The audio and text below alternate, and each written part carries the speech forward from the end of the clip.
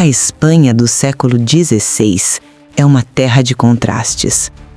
Enquanto os sinos das catedrais ecoam entre os vales e fortalezas, o país vive a efervescência do ouro das Índias, da fé católica e da reforma interior da Igreja.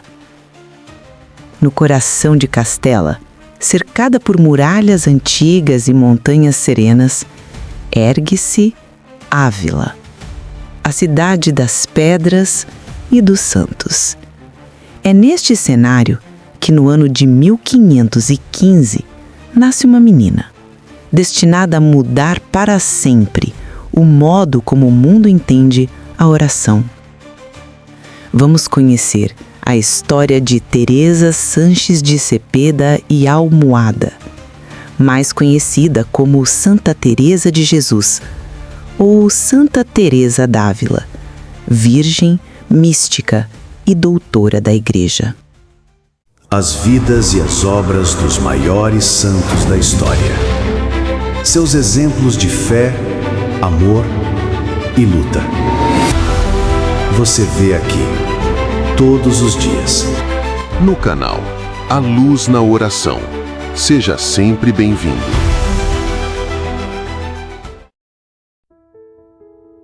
Filha de uma família nobre, de fé sincera e coração inquieto. O pai, Alonso Sanches de Cepeda, homem de retidão e silêncio. A mãe, Beatriz de Almada, doce, piedosa e cheia de ternura. Naquela casa, o amor a Deus se respirava como o ar. Desde menina, Teresa sentiu o chamado da eternidade. Lia histórias de santos e mártires com os olhos cheios de luz. Uma tarde, tomada por fervor infantil, chamou o irmão Rodrigo e lhe disse: "Vamos, irmão, vamos para a terra dos mouros para que nos cortem a cabeça por amor de Cristo." Com pequenas moedas e corações grandes, partiram pela estrada de Ávila, até que um tio os encontrou e os trouxe de volta. Mas naquele gesto, Deus já sorria. A menina que queria o martírio aprenderia um dia que a entrega verdadeira é o martírio interior. Os anos passam. Teresa cresce, tornando-se uma jovem de graça, inteligência e alegria. Tem um sorriso fácil, gosta de conversar, de ler romances de cavalaria e encanta a todos com sua presença viva. Mas dentro dela há uma inquietação, uma sede que o mundo não sacia. A morte de sua mãe, Beatriz, marca profundamente o coração da jovem. Com apenas 13 anos, Teresa se ajoelha diante de uma imagem da Virgem Maria e diz: "Senhora, sê agora minha mãe." A partir desse momento, Maria passa a conduzir seus passos. Na adolescência, Teresa vive o conflito entre o desejo de ser amada e o chamado interior para algo maior. O mundo a chama com promessas de festa e beleza. Deus a chama com o silêncio e o mistério da cruz. E Teresa começa a discernir o som da voz divina que se oculta entre as vozes do mundo. Teresa sente o coração apertado, ama a vida, mas sente que nada é suficiente. E quando ouve a pregação de um frade sobre a vaidade do mundo, algo se move em sua alma. A inquietude se transforma em certeza. Deus a chama. Mas o pai, severo, resiste à ideia de vê-la num convento.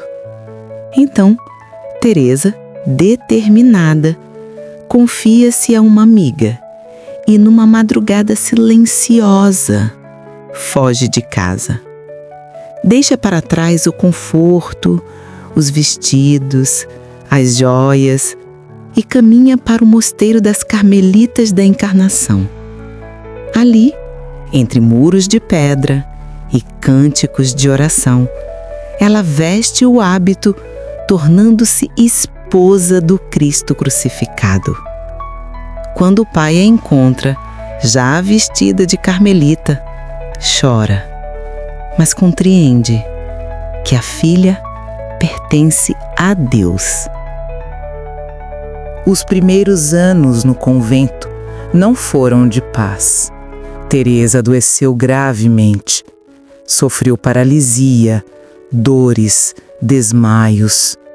Por meses esteve entre a vida e a morte. Foi dada como morta e colocada num leito simples, onde todos esperavam o fim. Mas Deus não permitiu que a chama se apagasse. Ela sobrevive e, quando retorna à vida, traz consigo uma nova luz. Descobriu no sofrimento o mistério da presença divina. Aprendeu que Deus não se revela apenas nas consolações, mas também nas provações. A dor se tornou para ela uma escola de amor. Quem não sofre, não ama, diria mais tarde. Quando Teresa recupera as forças, volta à vida comunitária. Mas sente algo errado. O convento é barulhento, cheio de visitas, de conversas mundanas. Faltava o recolhimento. Faltava o essencial. Ela percebe que Deus a chama para uma reforma interior, não apenas nas paredes, mas no coração das freiras e de toda a igreja. Ainda não sabe como, mas já sente a voz de Cristo ecoando: quero que sejas minha. O coração de Teresa está pronto. Entre o sofrimento, a coragem e a fé, Deus a prepara para a grande missão: reformar o Carmelo e renovar a chama da oração na igreja. A menina que quis morrer mártir aprendera o segredo da vida interior e agora estava pronta para viver não mais para si, mas para o amor. Um dia, ao entrar na capela, seus olhos repousam sobre uma imagem de Cristo flagelado. Ela para, olha e sente o coração se despedaçar. Aquele olhar de dor e amor a atravessa como um raio. De repente, compreende: foi por mim. As lágrimas descem sem controle. Naquela tarde, Teresa nasce de novo. A mulher dividida se transforma na alma enamorada de Cristo. É o momento da conversão, o instante em que Deus e a alma se encontram, sem palavras, apenas com amor. A partir daí, a vida dela muda, tudo ganha nova cor, nova direção. Ela sente o desejo ardente de intimidade com Deus, de uma oração que não se limite às palavras, mas que seja comunhão viva. Quer silêncio, quer solidão, quer o recolhimento onde Deus fala ao coração. As visitas continuam, as conversas se prolongam, as distrações são muitas. Então Teresa compreende que é preciso reformar o Carmelo para reformar as almas. Ela começa a sonhar com um mosteiro pequeno, pobre, simples, onde as irmãs vivam em pobreza e oração como no início da ordem. O projeto parece impossível. Mulheres pobres, sem recursos, enfrentando autoridades e resistências. Mas quando Deus quer algo, Ele abre portas onde há muros. A luta começa. Muitos zombam, chamam-na de sonhadora, de exaltada, de mulher fora do lugar. Mas Teresa responde com a doçura dos fortes: não é muito o que peço, apenas um pequeno lugar para rezar em liberdade. Com a ajuda de amigos e almas generosas, funda o primeiro convento reformado, São José de Ávila, em 1562. Ali nascem as Carmelitas Descalças, sem luxo, sem distrações, apenas silêncio, oração e trabalho. Cada pedra é colocada com oração, cada parede ergue-se com amor. O pequeno Carmelo torna-se chama de amor. E quando as portas se fecham pela primeira vez, Teresa ajoelha-se e murmura: Bendito sejais, Senhor, porque agora posso chamar-vos Pai e Rei deste pequeno castelo. Mas a obra não termina ali. Teresa entende que a reforma não é apenas um lugar físico, mas um caminho interior. O Carmelo deve ser o reflexo da alma, silencioso, pobre, mas cheio de amor. Ela ensina às suas irmãs que a oração é a amizade com Deus. Nos corredores estreitos do convento, nas madrugadas frias de Castela, ecoa o som das orações. O vento atravessa as janelas e mistura-se ao murmúrio das vozes femininas que repetem: Senhor, sois vós tudo o que temos. Só Deus basta. Os anos seguintes são de missão. Teresa viaja pela Espanha, funda novos mosteiros, enfrenta calúnias, tempestades, enfermidades e distâncias. Mas a cada fundação, uma chama se acende. Em Toledo, Medina, Salamanca, Valladolid, onde quer que ela vá, a fé floresce. Nas estradas poeirentas, o burro que a transporta é companheiro fiel. Nas hospedarias simples, ela escreve cartas cheias de humor e santidade. Mesmo entre perseguições, Teresa mantém o sorriso. Diz que a humildade e a alegria são irmãs inseparáveis. A reforma do Carmelo está consolidada, mas a verdadeira transformação acontece dentro dela. O coração de Teresa torna-se o próprio altar de Deus. Agora, Deus prepara para ela o dom supremo, a união mística, e um mundo verá uma alma humana tocar o fogo divino. O convento de São José vive em silêncio, mas dentro de suas paredes, algo sobrenatural acontece. A alma de Teresa já não pertence ao mundo. Ela vive entre o céu e a terra. Na oração, sente a presença viva de Cristo. O Senhor fala-lhe como um amigo fala a outro amigo, às vezes com palavras, às vezes apenas com um toque de amor. Teresa começa a experimentar o que os teólogos chamam de êxtase místico, uma união tão profunda com Deus que os sentidos parecem cessar e só o espírito permanece desperto. Ela descreve esse estado com uma doçura e uma clareza que comovem. Sinto que a alma se desprende do corpo e o coração arde em fogo sem se consumir. As freiras a veem às vezes em oração, de joelhos, imóvel, o rosto iluminado, o corpo erguendo-se levemente do chão. É a levitação, sinal misterioso da comunhão total com o Eterno. Mas Teresa não busca o extraordinário.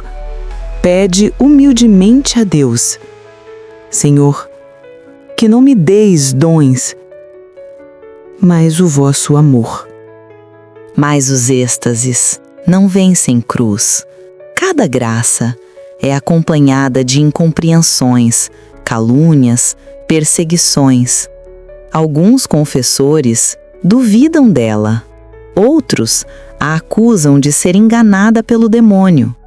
Teresa sofre, mas não desanima. É próprio do amor sofrer e amar mais ainda. Ela entende que o sofrimento é o selo da autenticidade espiritual.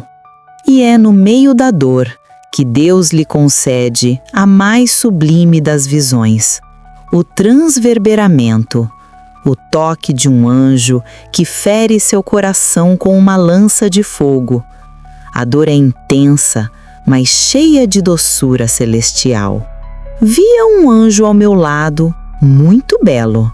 Na mão, uma flecha de ouro, com ponta de fogo. Ele a cravou em meu coração e me deixou abrasada no amor de Deus. Depois dessas experiências, Teresa sente que deve registrar o que viveu, não por vaidade, mas por obediência. O confessor ordena que escreva tudo, e assim nascem suas grandes obras, o Livro da Vida, Caminho de Perfeição e o Castelo Interior. Ela escreve com pena simples, mas com alma de fogo. Em cada página, fala com Deus como quem fala com um amigo. Nas suas páginas, Teresa revela o segredo da oração contemplativa. A oração não é pensar muito, mas amar muito. Ela ensina que o caminho espiritual é uma jornada para dentro, onde a alma se encontra com seu Criador. E diz com ternura: Deus não se cansa de nos esperar. Mas o corpo de Teresa começa a enfraquecer. Anos de viagens, jejuns, enfermidades e noites de oração deixam marcas. Mesmo assim, ela continua trabalhando. Pro amor não há cansaço, repete. Nas madrugadas frias, é vista ajoelhada diante do tabernáculo, imóvel, mergulhada no silêncio de Deus. E quando sente a dor aumentar, sorri e diz: é hora de partir, Senhor. É o ano de 1582. Teresa tem 67 anos. Seu corpo está fraco, mas seu espírito brilha mais do que nunca. Depois de tantas fundações, viagens e sofrimentos, sente que chegou a hora de descansar nos braços do amado. Durante a viagem, é tomada por febre alta. As irmãs imploram que ela descanse.